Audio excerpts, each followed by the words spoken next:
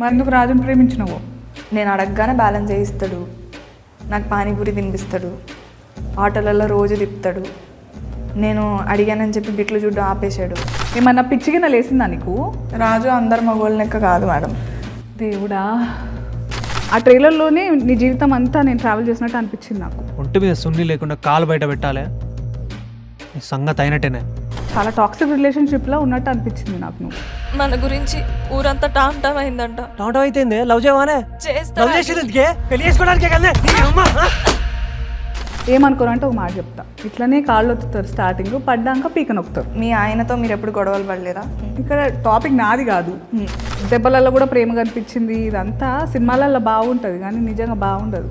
అదంతా ప్రేమిస్తే ఎట్లా నొప్పి ఇస్తారు నాకు అర్థం కాదు. చెప్పు. నొప్పిద్దామని అనుకోలేదు. నేను కొడితే కూడా నేను చంపితే కూడా ప్రేమ చూస్తున్నారని కదా నెత్తికెక్కుతారు వీళ్ళంతా. లేదు మేడం, మరి నేను కొడతా కదా రాజుని అదే ప్రేమతో. నువ్వు కూడా కొట్టినావా?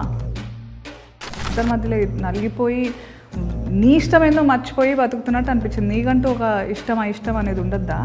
నిజంగా నాకు ఇష్టం ఉంటుందా మేడం? నాకు ఉండాలనే అంటున్నా నేను. మీరు రాంబాయి ప్లేస్లో ఉంటే ఏం చేస్తారు మేడం? నేను కూడా మస్తు దెబ్బలు తిన్నా. సిటీలో నీలాంటి ముద్దుగుండే పిల్లల్ని, ఇంత పద్ధతిగా ఉండే వాళ్ళని మస్తు మంది చూస్తారు. అప్పుడు తప్పు వాళ్ళదవుతుందా నీదవుతుందా? అమ్మాయిని ఎప్పుడు వస్తువులాగే చూస్తున్నారు, అప్పుడు ఇప్పుడు ఎప్పుడు. కండ్లు ఏమన్నా కాకులు ఎత్తుకెళ్ళినాయా? చున్నీ నా ప్రేమ వేసుకోకపోతే ఎక్కడ నువ్వు దూరం దక్కదు. అవుతావా?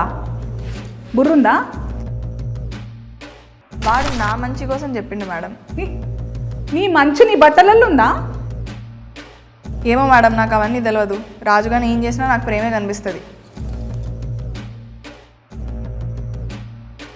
సో ఏదేమైనా ఎన్ని అష్ట కష్టాలు పడి మొత్తం కింద మీద పడి మీరిద్దరైతే పెళ్లి చేసుకుంటున్నారు. మంచి జరిగిందా చెడు జరిగిందా నేను చెప్పలేను, కానీ మీరైతే షేక్ అవుతారు మేడం.